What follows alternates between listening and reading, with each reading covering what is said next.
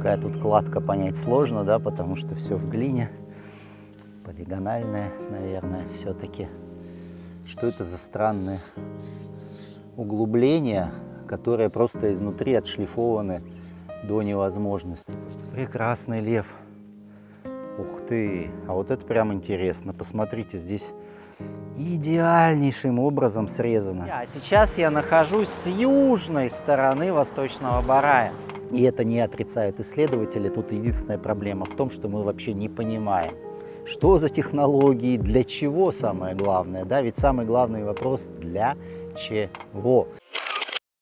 Друзья, всем привет! С вами канал Мир на блюдечке из солнечной и довольно-таки жаркой Камбоджи. Похоже, холода у нас закончились. Тут целый месяц было довольно-таки прохладно. Сегодня поехал снимать, и на тебе. И на тебе жаришка.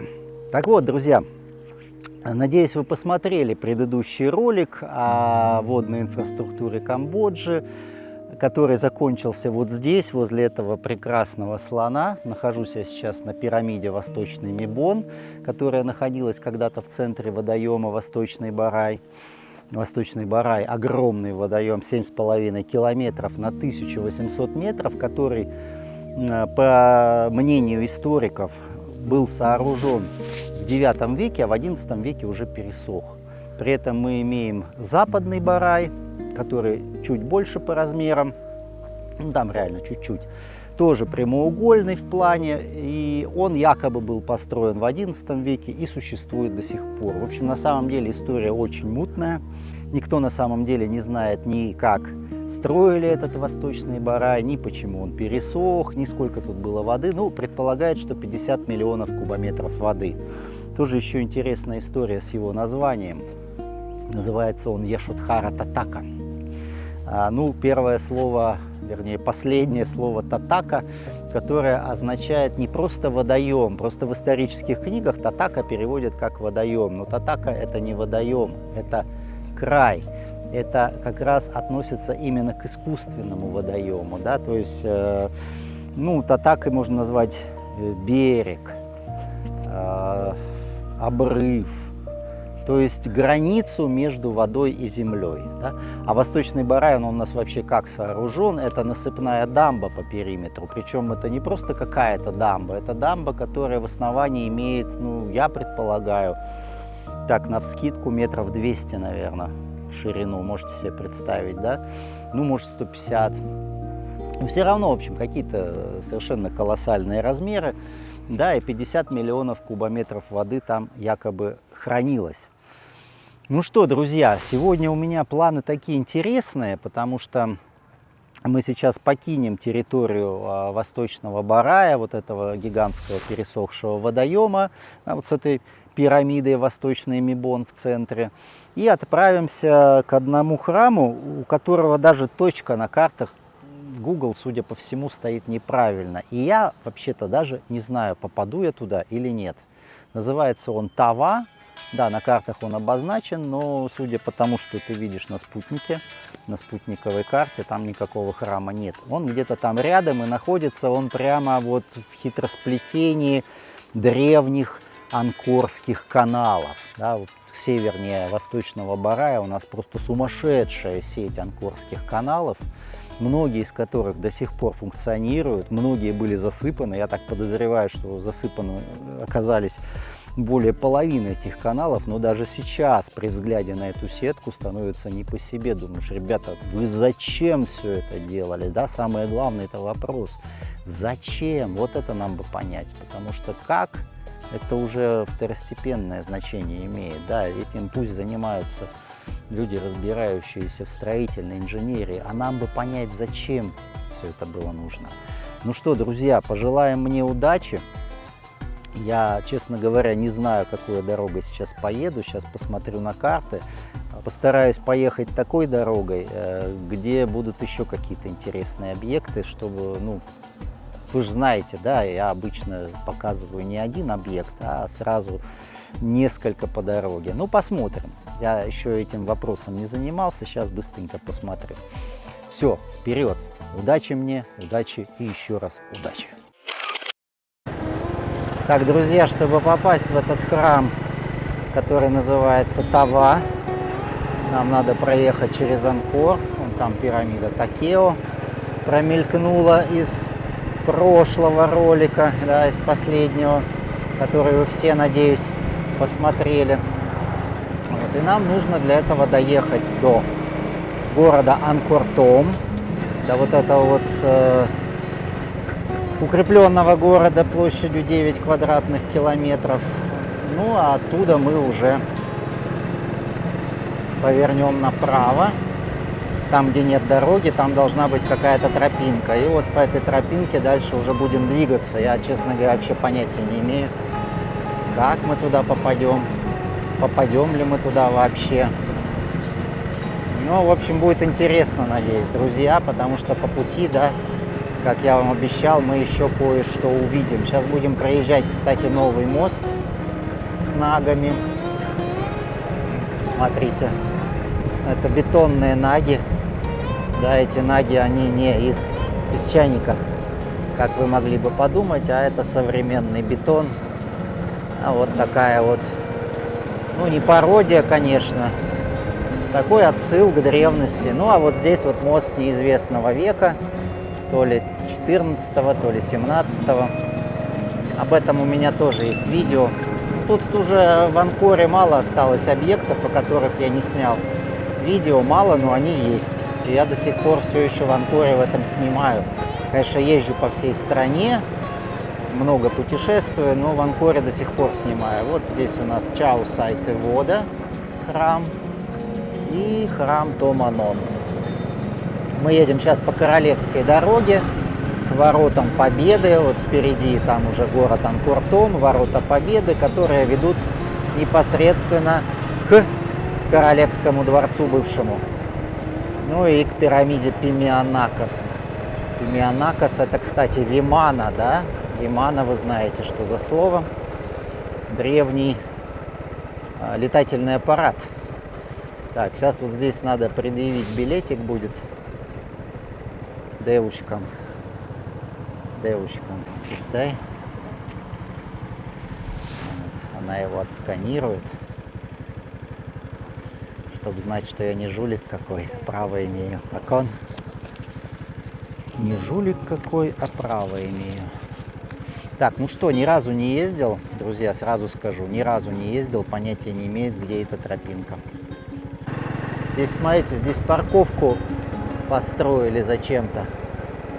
А что здесь планируется, интересно, потому что, ну, как бы парковка явно избыточная. Посмотрите, тут ни одной машины не стоит, ни одного мотобайка, а парковка есть. И туалет построили. Я прям даже не знаю, к чему это все.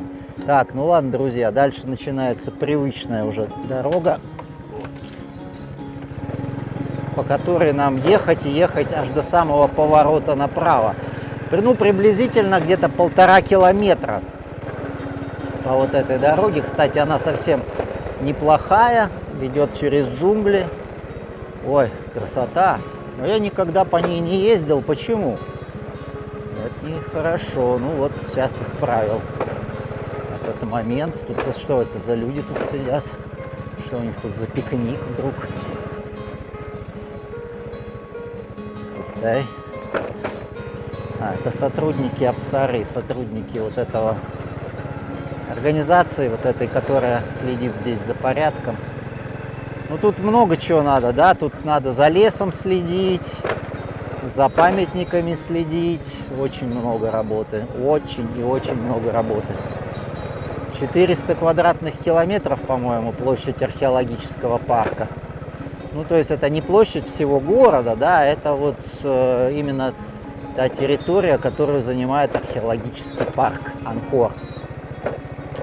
А сам город, он был, ну, до 4000 квадратных километров, да, то есть 10 территорий современного археологического парка. Чтобы посмотреть все объекты в археологическом парке, вам не хватит даже месяца. Ну, я так вам даю примерные отсылки, да, с чем можно сравнить, да, ну вот и считайте. Если в археологическом парке 400 квадратных километров, а вам даже месяца не хватит, чтобы все это осмотреть, представьте себе, город-то был в 10 раз больше. По самым смелым подсчетам, да, по самым скромным подсчетам он был больше, ну, раз в 7. Что тоже, наверное, немало, да. Ну, по самым скромным подсчетам он был как 2 Питера вместе со всеми его районами типа Курортного, Пушкинского, вот этих вот всех, да. Какие там у нас еще есть районы пригородные. Так, и вот мы сейчас поворачиваем уже направо. Я так чувствую, что дорога уже загибается направо.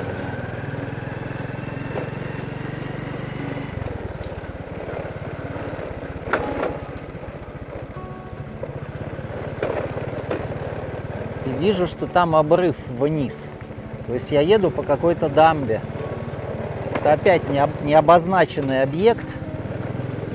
То есть тут вообще никак не... Да, это посмотрите, какая высокая стена. Ого-го, ребята. Ничего себе. А где я? Что я? Что это вообще?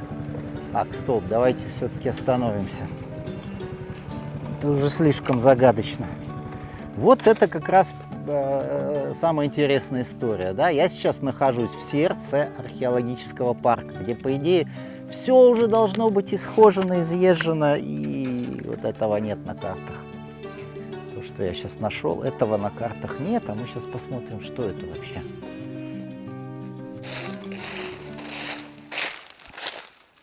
Так.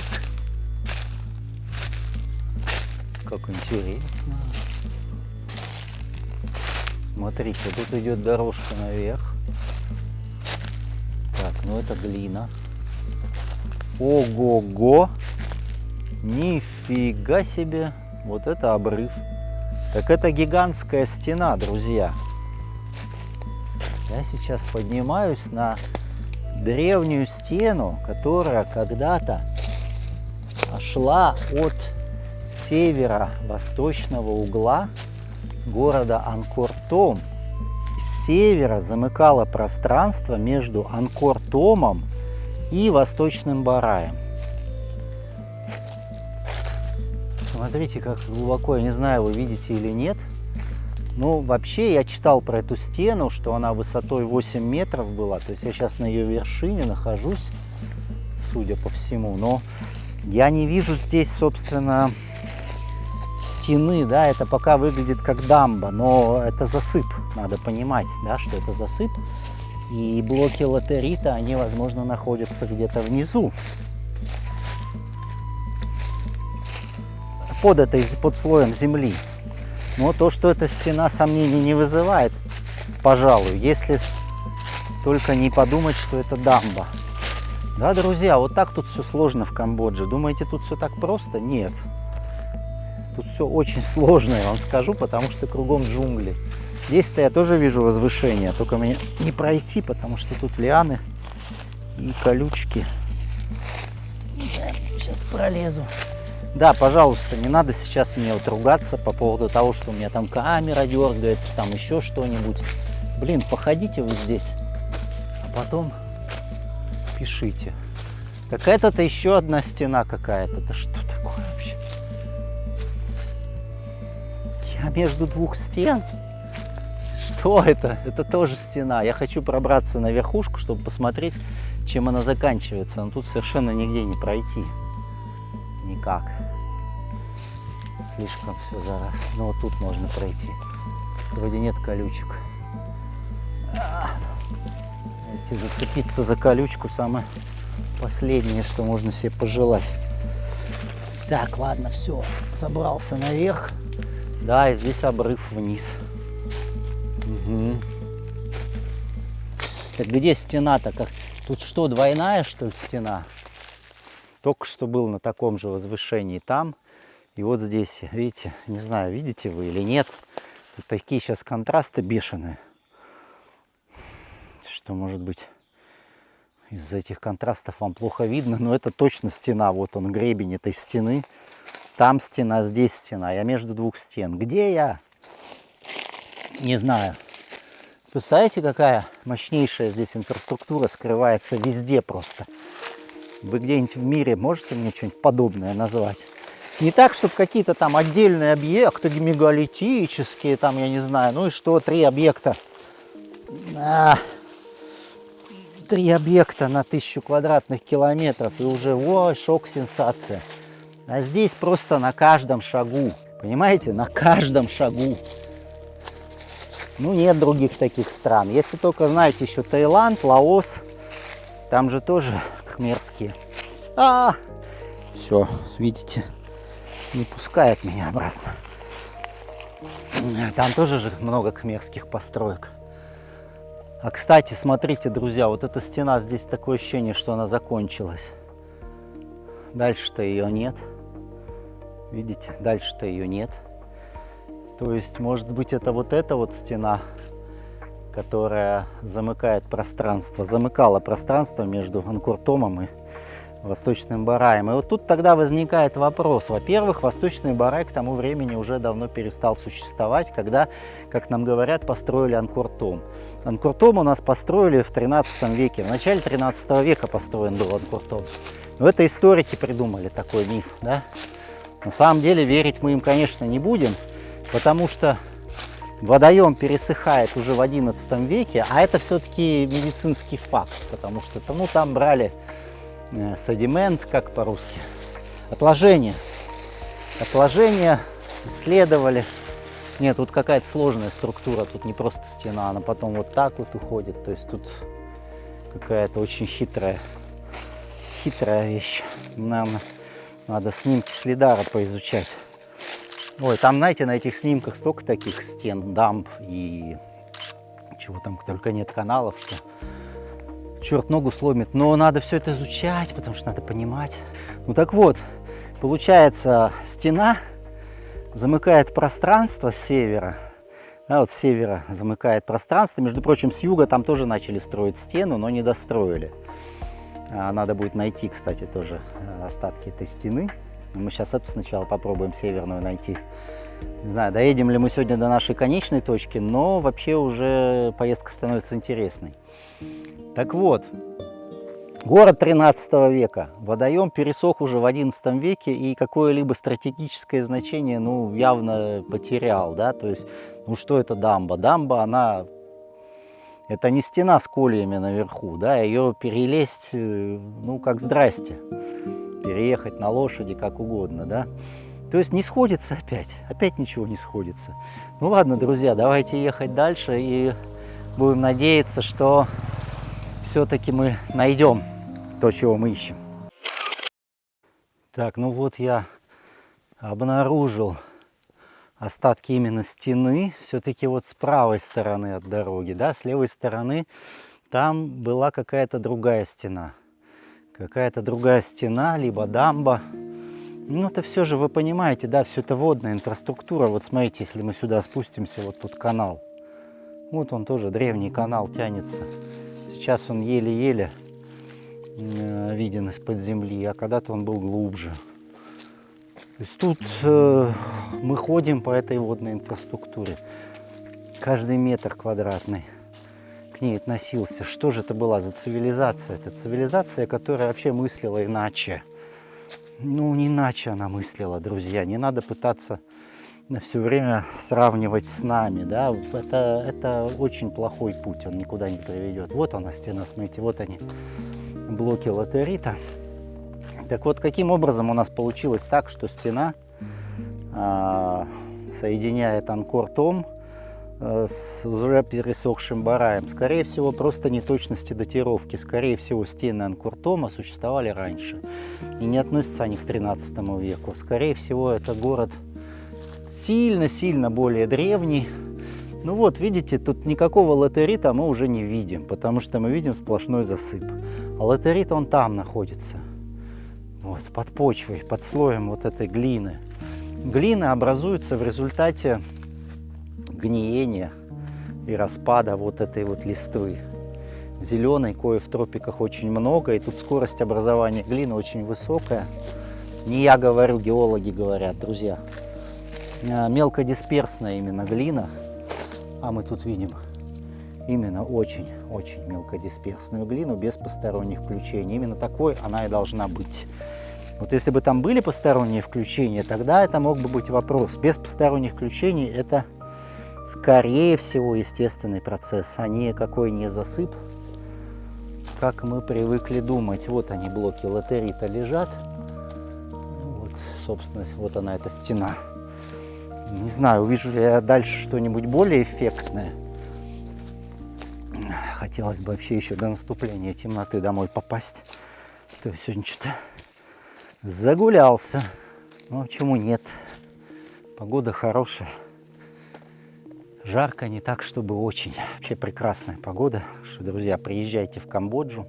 Да, не забудьте подписаться на телеграм-канал Друг Аркадий, потому что там гораздо больше интересного материала, чем я могу вам рассказать в роликах, потому что, ну, блин, у меня не компьютерная память, у меня не жесткий диск, мне не все сразу приходит в голову. То есть хочется рассказать больше. Ну, потом, естественно, в процессе не вспоминаешь. Вот, а в итоге, когда уже все отснято, понимаешь, что что-то не рассказал. И вот тогда приходит время написания статьи. Статьи публикуются не так часто, поэтому я вам не надоем. Ну, иногда раз в неделю, иногда несколько раз в неделю, как пойдет. Вот, ну, а самые богатые из вас могут подписаться на Бусти. Аж целых 200 рублей стоит подписка в месяц, да? Дешевле, чем чашка кофе в Старбаксе. Ну вот. Подписывайтесь на Телеграм, на Бусти. Куда вам еще подписаться? Вот на вот этот канал «Мир на блюдечке» тоже подпишитесь. Ну, в общем, давайте не будем теряться. Тема очень интересная. Я думаю, вам все это нравится. Ну, раз вы меня смотрите, наверное, вам все это нравится. Ладно, давайте дальше едем. Не забываем, что нам сегодня надо попасть еще в какой-то храм, куда никто никогда не попадает. И попаду ли я тоже не знаю. Потому что сведений о нем не нашел никаких. Как туда попасть? Все пишут, точка неверная, а как попасть, никто не пишет. Вот так вот. Ну ладно, разберемся. Разберемся.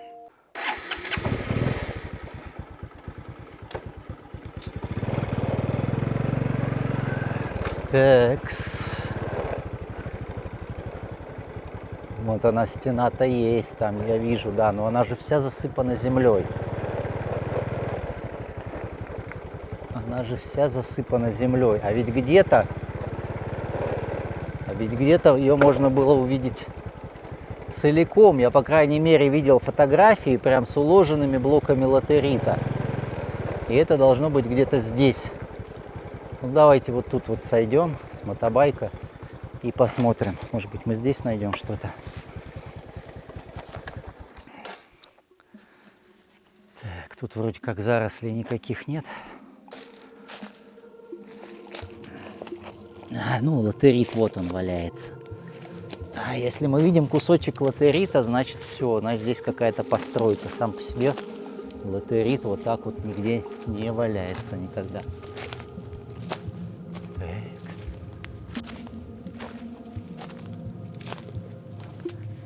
Ага, точно, вот она стена. Друзья, то, что мы там видели до этого, это был детский сад. Вот она стена. Вот она. Ого.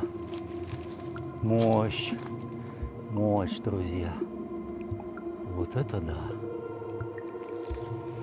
Ну вот говорят 8 метров. 8 метров высота стены вокруг Анкор-Тома. То есть это один ансамбль, друзья. Здесь все, видите, так переиспользовалось на протяжении столетий. То есть Анкор-Том у нас использовался. Остальное все заросло джунглями. Вот как эта стена. Ну, вот они камни, видите. И здесь никто, естественно, никогда вообще не бывает. Хотя, я говорю, нахожусь рядом, совсем рядом с Анкор-Томом. Так, во влажный сезон здесь, судя по всему, вода течет. Так, все вымыто. А вот она стена. Надо подняться уж теперь наверх. Раз пришли. Где тут верх? В этих джунглях. Жесть. Вот так вот мы тут ходим. Кто мы? Я. Почему я все время себя мы называю? Яна сейчас у нас в Питере. Вот. Когда выйдет это видео, у нас уже родится наследник. Так что можете нас поздравлять уже смело. Сейчас он еще не родился, но так как у меня очередь из видео большая, то он непременно к тому моменту, как я... Господи, как я выложу это видео, он родится. Слушайте, ну тут уже я ничего не могу распознать, потому что тут уже как-то все... Я даже не знаю, где мне пройти. Вот здесь. Ах, фак. Вечереет. Чувствую я по солнечному свету. А тут у нас как-то все не обрывается, а плавно спускается вниз. Ну что, друзья, ладно, вы поняли, да? Я тоже понял про эту стену. Прикольно. Вот так вот 15 лет шаришься по всем этим местам. А в итоге что? А в итоге что? В итоге ничего. В итоге ничего. Шаришься, шаришься и ничего не видишь. А оно вот оно здесь, понимаете, скрывается самое сенсационное. Вот эти стены гигантские. Сколько километров, интересно, она? Я вот сейчас измерю на карте, на монтаже и напишу вам сколько, ну хотя бы примерно сколько километров вот эта стена тянется, да, не забудьте, 8 метров, говорят, она высотой. Но если нам археологи говорят, что она была 8 метров высотой, то скорее всего она была выше. Уж так здесь повелось в Камбодже. Любят здесь преуменьшать истинные размеры. Много раз сталкивался. Вот, вот, вот стена тянется. Давайте. Вот она тянется. Вот она тянется. Вот она. И туда, туда, туда уходит. И, соответственно, туда, туда, туда тоже уходит. Правда, тут помощнее, да, тут получше видно. Итак. Блин, такие корни ужасные. На земле прям... колючки, корни достали вы меня. Вот она. Господи, все хожу вокруг да около. Вот она. Во всем своем великолепии. Вот они, эти блоки латерита. Вот на нем выросло дерево. Как обычно. Посмотрите на эту красоту. Посмотрите на эту красоту. О, вот это колючки. Вот на такую напороться, это, конечно, жесть. Они твердые, как из железа. Вот, друзья, ходите по джунглям, больше всего бойтесь вот всяких колючек. Они самого разного вида могут быть. И вот такие, что тоже не очень хорошо. Так, блоки у нас самые разные. Да. Чистой воды полигоналка. Все блоки разные. Одинаковых, похоже, тут нет. И это у нас только верхушечка стены. Да, вы понимаете. Вот внизу еще камни лежат. И вон там внизу камень торчит. То есть это всего лишь верхняя часть вот этой древней стены, которая была еще, заметьте, не просто стена в один ряд, а черт его знает, во сколько там, несколько десятков рядов, судя по всему, латерита в этой стене. То есть прям мощная такая гидротехническая постройка, гидротехническое устройство. Я более чем уверен, что все это было нужно, конечно, не для защиты от мифических врагов, у коих, конечно, могло быть и много, но мы же тут четко должны разделять, да, всю вот эту вот известную нам историю с королями, которые обживали вот эти пространства, которые ничего этого не строили, скорее всего, и которым действительно нужно было защищаться от врагов, от своих соседей, потому что междоусобные войны в Средневековье, да посмотрите, везде. Возьмите территорию России. Где мой мотобайк-то? Господи, ничего себе, как далеко от него ушел. Вон он стоит. Да, на территории России берем 10-12 века. Что мы там видим? Тоже сплошные междоусобные войны. Берем 13 век, начинается эра какого-то трындеца. Берем Камбоджу, 13 век, начинается эра какого-то трындеца. Вы сравните вообще вот официальную хронологию российской истории и камбоджийской истории. Вас очень многое удивит. Расстояния между нами гигантские, да, а вот события очень схожие, очень-очень схожие. Ну так вот, я и говорю, что вот эти люди, которые здесь в 10, скажем, 9 веке, 8 веке жили, они уже обживали то, что было построено. Наверное, а может быть я в корне не прав, может быть они все это и строили. Просто тогда мы должны признать, что мы очень мало знаем о Средневековье. Мы очень мало знаем о Средневековье, о технологиях, о том, как жили люди, а потому что знаем-то все из косвенных источников. Потому что прижизненных, так сказать, источников-то нет никаких летописей, которые из X века, да, там ранние списки самые, они же, как правило, позже.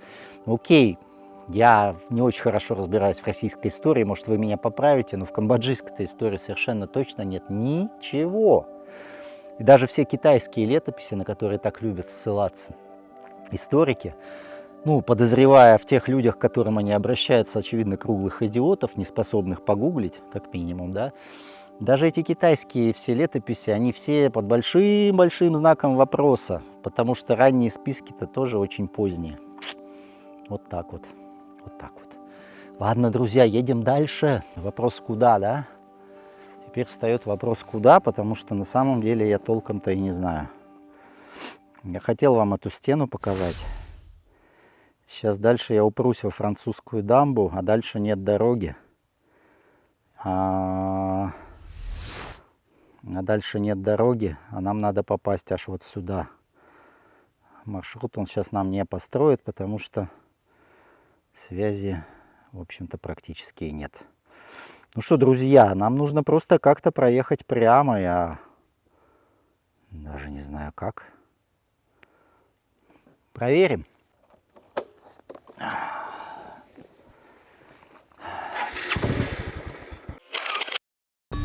Друзья, дамба-то, вернее, ну вот эта стена заканчивается в очень интересном месте. Она упирается в французскую дамбу фактически. Вот сейчас я вам покажу, очень интересно.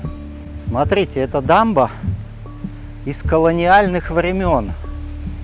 Я не знаю, какого она года, но она фигурирует на картах Гугла как французская дамба. Смотрите, какое классное граффити. Прикольно, да? Кто это? Не знаю. Вот она. Можно даже подняться, смотрите. Вот механизм. Круто, да? Где вы такое увидите еще? Как не в Камбодже. Слушайте, потрясающе, потрясающе. Для любителей техники, вот я вам прямо сейчас все сниму. Какая тут цепь. О, это все работает, прикиньте, это все работает. Ну и там дальше можно теоретически было бы... Нет, проехать на мотобайке нельзя. Но где-то тут должен быть мост. Я просто не очень уверен. Вот смотрите, классный водопад. Я не очень уверен, что там дальше можно будет хорошо проехать. Это у нас река Сием-Риап, которая называется рекой, но на самом деле это канал. То есть это древний канал. Не знаю, существовала ли сама река, вот эта Сием-Риап, или это на 100% вырытый канал. Этого мы уже понять не можем, естественно, потому что знаете, какое тут количество каналов, и разобраться, что тут искусственного, что естественного происхождения, не всегда можно.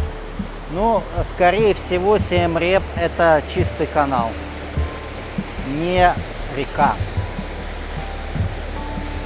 Она местами очень прямая, местами, правда, с извилинами, да, поэтому теоретически, может быть, конечно, это и местами река, местами канал. Знаете, как у нас канал Грибоедова в Петербурге? Зачем я здесь лезу? Что я за дурак? Надо Умный в гору же не пойдет. Умный же гору обойдет. О, тут можно прямо вот спуститься и искупаться. Нет желания? Нет. У меня точно нет. Ну вот. Чудесно. Я так чувствую, что с этой дорожки мне придется куда-то сворачивать и ехать другим путем. Ну ничего страшного, покатаемся. Так, ну вот ехал я по джунглям и приехал к причалу водоема Джая-Татака. Это не такой уж масштабный водоем, как Восточный или Западный Барай. Как говорят, он был построен тоже позже. Есть такой немножко заросший, но тем не менее он есть. Его тоже французы расчищали, заполняли водой. Вот. Ну и здесь такой вот довольно скромный причал. Посмотрите мое предыдущее видео, там причал был гораздо больших размеров. Вот. Ну ладно, мы здесь задерживаться особо не будем. Вот там впереди мы видим балюстраду лотосов, которая ведет в комплекс Приакан. У меня есть видео об этом комплексе. Удивительный комплекс. Я там буду еще снимать, конечно, но не сейчас, потому что сейчас мы все-таки хотим найти то, что я хочу найти. Так что давайте едем дальше. Какой-то отрезок мы едем по прекрасной асфальтированной дороге. Вообще дороги в Анкоре очень хорошо асфальтированы. Как вы видите, все ровненько, прекрасно. Все для туристов. Но скоро придется нам эту дорогу покинуть, потому что мы опять должны съехать в какую-то глушь.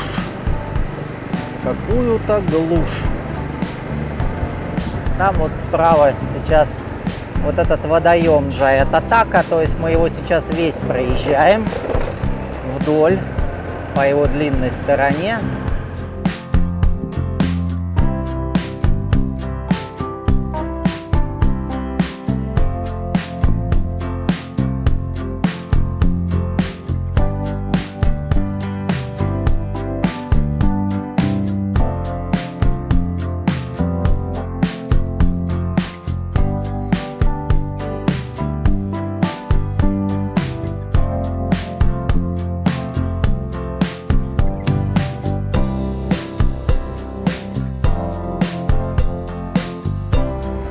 Это у нас сейчас центр, кстати, водоема. Мы проехали половину, но я вам не весь путь показывала, только часть. Ну вот это сейчас центр водоема.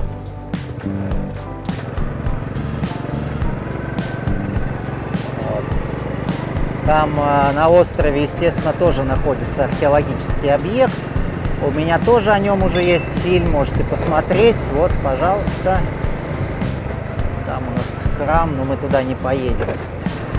Все-таки я не теряю надежды сегодня доехать до своей цели, хотя надежда потихонечку начинает таять, так как время уже довольно позднее, а мне же еще мало того, что найти этот объект, мне еще надо вернуться домой до наступления темноты, потому что нервную систему нужно беречь, и в темноте лучше в Камбоджу не ездить.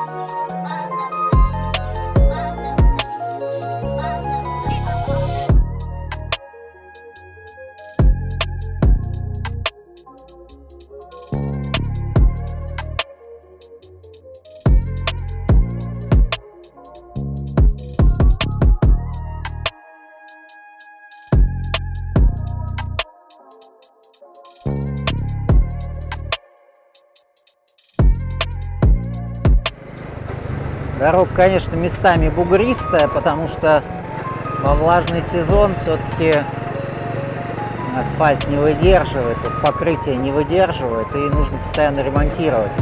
Вот почему кхмеры не использовали покрытие для дорог, а не клатеритная, как правило, основа, но сверху глина, грунт. но плотно утрамбованный. Плотно утрамбованный настолько, что во влажный сезон, в принципе, при должном уходе, нет никаких проблем проехать по такой дороге. Ну а в сухой сезон, понятно, уж точно нет никаких проблем.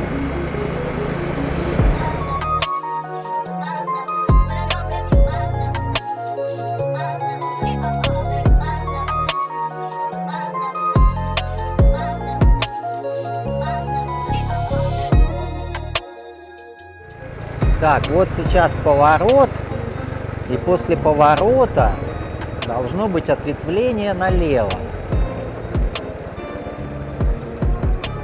И я, кажется, даже знаю где, вот здесь, где туалет. Да, сейчас мы сюда повернем и поедем дальше.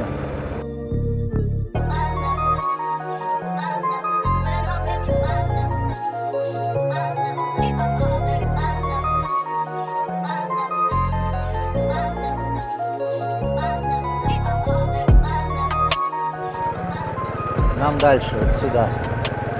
Ну, сейчас начинается, ребят, самое интересное. Все, что было до этого, это был детский лепет. Вот сейчас действительно будет интересно. Смотрите, сколько тут воды. Смотрите, сколько тут воды.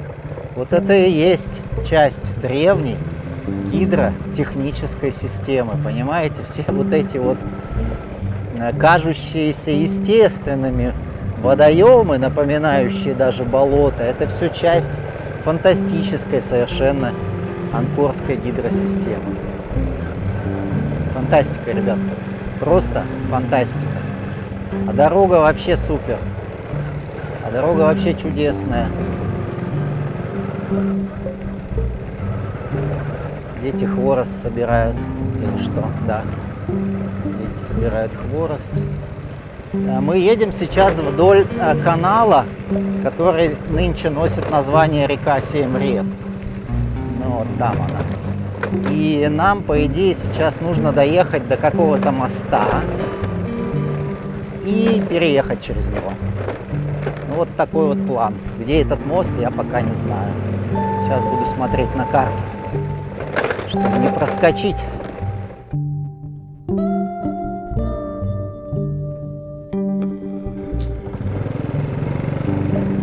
Так, вот я доехал до поворота на мост, судя по всему. Ну, давайте посмотрим. Экзотика, ребята. Нас ждет какая-то экзотика. О, цикады уже поют. Поздно уже, друзья. Цикады. Ух ты! Вот это мост!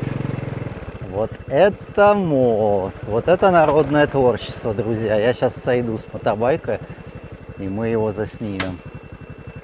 Вы же все знаете, да, мосты с нагами, которые у нас тут в Камбодже. Все эти балюстрады с нагами. А тут, посмотрите, простые деревенские люди построили некое посвящение анкорским мостам. Посмотрите, вот эти вот, что это, пни, не пни, деревянные, они изображают нагов. Смотрите, они должны изображать нагов, то есть они нам как будто бы намекают, что это наги. Слушайте, ну потрясающее народное творчество. Я офигеваю, я такого в жизни не видел. Всякое видел, но вот такого не видел. Вдали возвышается гора Пномбок, на которой находится 7-метровый лингам. Гигантский просто 7-метровый лингам. Вот, давайте посмотрим, что здесь. Здесь дерево тоже как будто бы оно должно изображать нага. Ух ты! Потрясающе. Там было когда-то, кстати, какое-то кафе, очевидно, оно закрылось, раз они вот это все залепили. А жаль, я бы сейчас с удовольствием бы кофе выпил. Есть хочется. Слушайте, потрясающе, надо же такое придумать, да? Удивительно.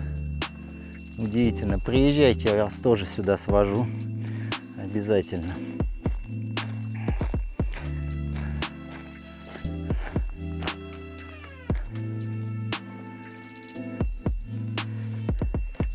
Так, ну ладно, сейчас мы будем через этот мост переезжать и дальше уходить вот туда направо, и там где-то мы должны таки обнаружить все-таки наш объект. А может быть, мы его и не найдем. Ну, не найдем, так не найдем. Интрига, друзья. Сам не знаю, что нас ждет. Попробую снимать во время движения. Давайте. Попробуем снимать во время движения. О! Блин, стиральная доска. О! Жесть. О! Так, ну вот куда дальше ехать? Мне сейчас надо посмотреть все-таки на карту, потому что развилка почему-то. Ну ладно, сейчас определимся. Так, ну Google опять прикалывается, предлагает идти пешком. Не пошел бы он куда-нибудь подальше, потому что мы сейчас все-таки попробуем проехать, да? Не будем доверять Google, как обычно. Что значит как обычно? Я ему никогда не доверяю. Каждый раз, когда я доверял Google, я оказывался в какой-то неприятной ситуации. Что у нас тут? Пальмы. Люди какие-то есть, судя по велосипедам. Цветочки красивые. Но дорога хреновая, потому что щебень. По щебню не так комфортно ехать, как даже по песку, я бы сказал. Не, ну по песку, конечно, хуже всего. Вот тут рисовые поля под водой стоят. Интересно, где они воду берут. Сейчас разгар сухого сезона, да, я сейчас снимаю в середине января. Так, здесь нам надо повернуть. Да, вот этот вот так называемый храм, куда я еду, Тава. Название не очень понятно, почему он так называется. Та — это, ну, дедушка, предок, старик. А Ва — это, судя по всему, имя какого-то духа. Но это на самом деле предположение ученых, поэтому со всей серьезностью... Сейчас я очки поправлюсь. Уже на нас сползли. Вот.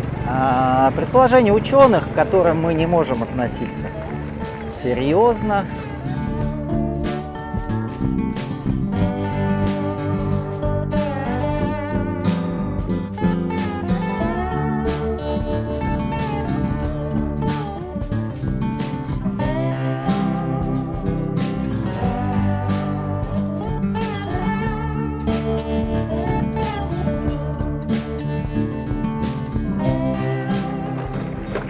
Слушайте, кто здесь понавысаживал эти красивейшие цветы? Кокосовые пальмы-то, кстати, вон кокосов тьма. Бери, не хочу. Ай, не хочу. И вот Google реально, он предлагал вот этот путь нам пройти пешком. Понимаете, да? То есть если вы приедете в Камбоджу, возьмете в аренду мотобайк и захотите кататься не по Анкору, а по каким-то более интересным местам, то, друзья, не сильно доверяйте Google. Как, впрочем, и другим картам тоже не сильно доверяйте. Я не знаю, может, здесь есть кто-то, кто так же, как и я, путешествует по Камбодже, может, он мне подскажет все-таки уже, какими картами лучше пользоваться. Я не знаю, правильно я еду или нет, потому что тут развилка была, 3 дороги. И по ощущениям вроде правильно. Потому что я вижу здесь рощицу, и возможно, что именно здесь где-то и находится этот храм. Так, ну что, друзья, ездил и ничего не нашел. Вот она, тропинка закончилась. Все, она уперлась в воду. Объект, судя по картам Google, находится где-то там за водой. Пробраться к нему, как я понимаю, сегодня уже не получится. Давайте спустимся хотя бы к водоему, посмотрим на этот прекрасный канал. Вот она, часть древней инфраструктуры, водной инфраструктуры, которая пронизывала вообще весь Анкор, да всю область южнее плато Кулен, да, вплоть до озера Тонлесап. Это все пронизывало вот эта вот гигантская сеть каналов, которые до сих пор сохранились, как вы видите. Этот канал сейчас уходит туда, там же мы сейчас будем возвращаться домой. Вот, я, вернее, буду возвращаться домой. Ну, а там вот еще один канал, да, и здесь их целая сетка, огромная сетка каналов. Ну что ж, я думаю, видео оказалось на самом деле не таким уж бесполезным. Мы увидели много интересного в этой поездке. Ну, тем не менее, окончательной цели не достигли. Но я вам так скажу, в 70% из 100 только я достигаю своей цели. Где-то 30% выездов бывает неудачных. Ну, вот именно когда я отправляюсь вот в такую вот глушь в попытках найти то, не знаю что, места, где бывало там, может, несколько человек за всю историю, да? За всю новейшую историю, естественно. Вот. Очень интересно, конечно, было бы посмотреть на этот объект. Это явно была часть какой-то водной инфраструктуры, но я, безусловно, еще туда попаду. Правда, это будет уже не сегодня. А вы, друзья, подписывайтесь на телеграм-канал «Друг Аркадий». Подписывайтесь на Бусти, канал «Мир на блюдечке». Ну и приезжайте в Камбоджу, смотреть на все это своими глазами. Пишите мне, звоните мне, договоримся, и я вас покатаю по самым интересным, по самым загадочным, самым мистическим, ну и самым недоступным местам. Ну что, всем пока и увидимся в следующем ролике.